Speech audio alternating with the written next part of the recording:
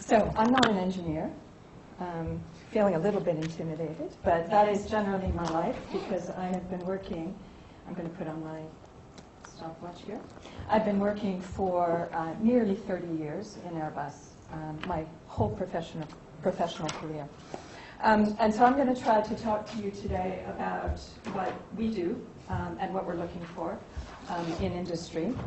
I hate to say that I'm not going to start out with a big disagreement because I really relate to a lot of what Sarah said. And one thing that really stands out to me from the beginning is that we have a long-term strategy in my department in employment marketing. And one of our big objectives is to get people excited about engineering, make them want to be engineers, help them understand what engineers do. And we need to work together on that, obviously. So I think we're coming from the same place. Just a couple more introductory points. We have 138,000 employees across the world. Big focus in Europe, but based all over the world. About a quarter of those employees are in the function of engineering in the company, and over 60% of our employees are engineering graduates. So, huge number of engineers in the company. One of the things that is common among most of our employees is that we have great pride and passion in our products. So you're going to see a few pictures. This is Galileo, which one of our divisions contributes to. So as I was looking at this topic, reading a lot of things, I mean, you just come across things all the time that are addressing this challenge in the world. And I think this won't be a surprise to anyone. India is one of the biggest higher education, has one of the biggest higher education sectors in the world. But quantity doesn't equate to quality necessarily. And so there's a big challenge in India to make sure that the engineers, that the students studying engineering know what they need to know when they graduate. But what I would say here, the quote here from the person from Jindal Stainless Steel Company, that when they hire people, they need to train them. Frankly, it's not a surprise, and I don't think there's anything wrong with that either. Hopefully you know this, largest passenger aircraft in the world, and probably the favorite aircraft of many people in the room. So that global crisis, or the crisis or the challenge that we saw in India is true from a global perspective as well. It's not just about India.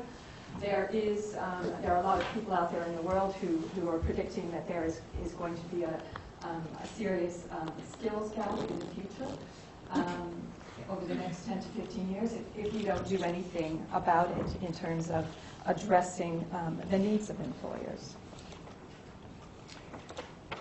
You're probably familiar with this, the global engineer. The global engineer is something that is of increasing interest to people around the world, to engineers around the world. It's been being studied by the ASCD and the GEDC and IQ since at least 2008. So a number of different characteristics that make up the global engineer. For us in Airbus Group, that's very important because we are a global company. We're trying to take it even further. This is the H-160 helicopter, which is not in service yet, but in flight test, and we'll do lots of different things, including VIP transport, but also safety and rescue and all sorts of things.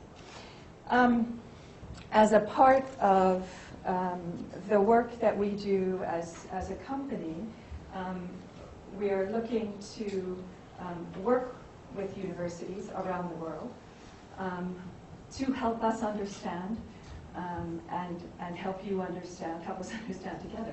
What is the engineer of the future? What does the engineer of the future need to do? So we actually are working together with our university partners. We have a global university partner program. We have an engineering white paper, Engineer of the Future white paper. It's not public yet. We haven't published it externally, but we've been working on it together with our university partners, together with the GEDC, who we work with very closely as well in an industry forum to talk about what is necessary for the future. And as this quote says, we will want people to be trained with skills and mindsets that we know of today, but also the ones that we don't know of.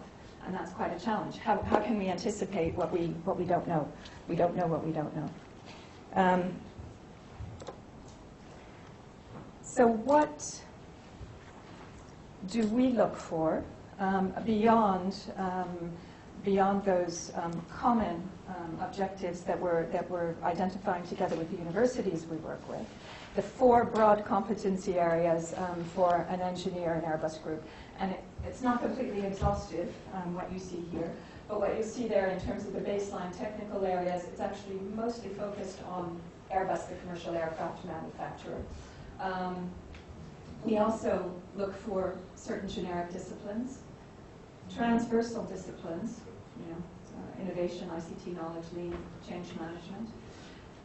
And I think, I could have actually made this last column quite a bit longer because this is increasingly important to the people in our company who are hiring, working with leading engineers, and who will become the leaders in our company. And I really liked the tweet that said it's more about how we learn what we learn than what we've learned. Because once people come into the company, they will never stop learning, or if they do, they won't have probably a very promising career. Something that's extremely important for us is here towards the end, being an actor in your own development and self-management. You can't sit around and wait for someone to take care of you and to tell you where you want to go, what you need to do. It's up to you as an individual employee, at least that's the way we work in our company, to find the opportunities and to develop yourself and to seek development and to develop those around you. Humility was actually contributed from an engineer I know who's fairly humble, I guess, but it's a bit surprising. So I think I'm at the end of my 7 minutes, and I think I'm just about done. Just, if you won't beat me, just a couple of things, and maybe we'll discuss this more in the plenary, maybe we'll discuss it during coffee breaks. I think we're doing a lot today in Airbus. Certainly we can do more, and I'd really be interested in talking to all of you in the room about how we can collaborate together. These are the names of a number of different initiatives or programs, partnerships, whatever, that we have in the company, that we do together, either together with higher education or that we use to help develop students prior to them coming into the workforce. And maybe just with the question, what more should we do?